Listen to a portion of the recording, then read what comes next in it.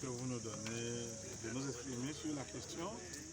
Il faut dire que le budget 2023, le budget programme, est tiré, n'est-ce pas, des grandes directives de l'arrêté conjoint Mindevel-Minfi.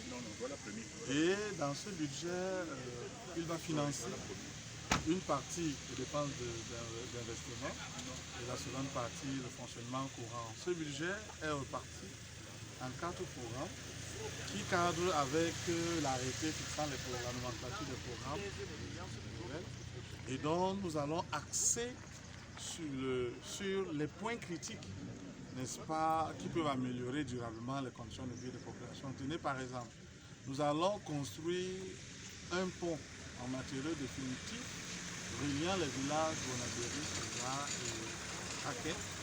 C'est un grand bassin de production agricole. Nous allons faire ce pont et déterminer la sécurité. Il y a également, bien évidemment, poursuivre la densification de l'éclairage public en panneaux solaires.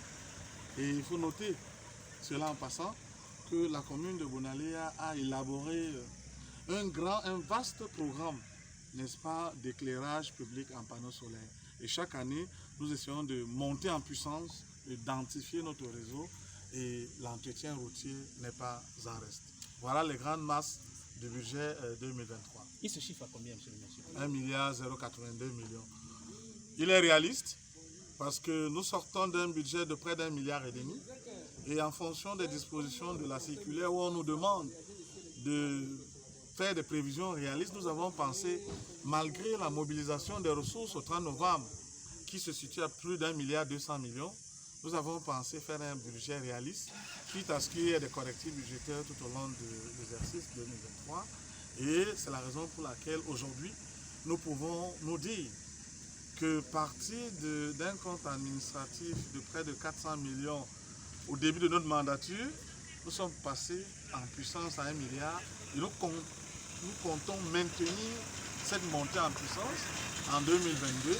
Déjà nous sommes à plus de 1,2 milliard en 2022 et le compte administratif sera à plus de 1,3 milliard en 2022. Donc nous faisons une montée en puissance et vous verrez, si nous sommes encore là jusqu'en 2024, notre compte administratif va fleurir 2 milliards.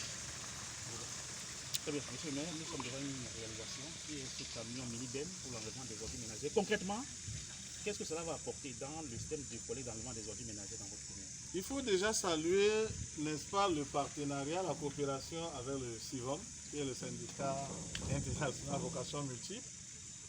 C'est le fruit de la coopération décentralisée. La commune de Bonaléa bénéficie du droit d'assise spécial. Et ce droit d'assise spécial nous permet de gérer la collecte et les ordures ménagères.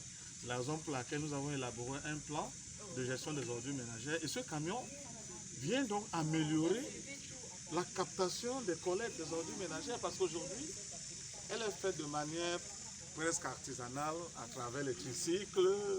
Les agents communaux se déploient alors que cet outil, c'est un outil automatique qui va donc procéder désormais à une bonne collecte des ordures ménagères et le dépôt au niveau des différentes décharges afin que nos villes soient toujours propres.